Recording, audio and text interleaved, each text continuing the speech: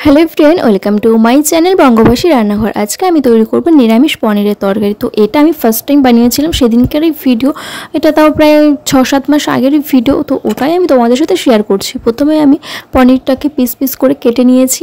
আমি আমার মতন করে পিস করে নিয়েছি, তোমরা তোমাদের পছন্দ মতন করে পিস করে নিও। আর এখানে আমি হলুদটা দিই না, নুন দিয়ে কিছুক্ষণের জন্য ঢেকে রেখে দিই। এদিকে আমি আবার পোস্ত, কাজু, লঙ্কা এটা মিক্স করে নিচ্ছি।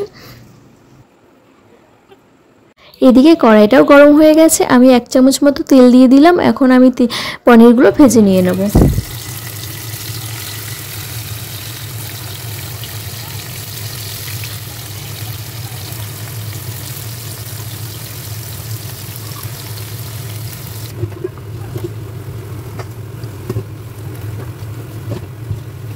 হালকা লালচে লালচে হয়েছে ভাজা, তখনই আমি তুলে নেব। আমি এর থেকে বেশি ভাজি না।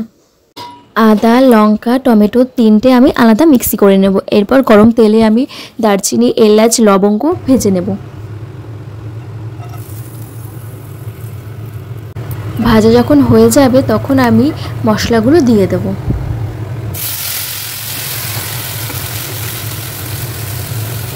এক মিনিট মতো কষিয়ে নেব। তারপর আমি দিয়ে দেব হলুদ, জিরা গুঁড়ি, নুন, 1 চামচ চিনি আর গরম মশলা দিয়ে আমি আবার কষিয়ে নেব কিছুক্ষণ।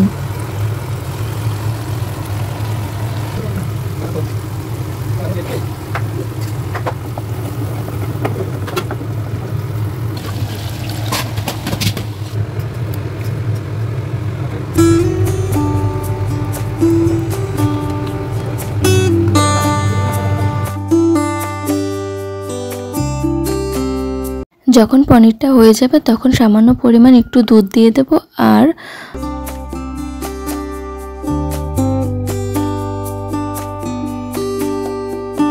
তারপর কিছুটা ধনেপাতা দিয়ে দেব।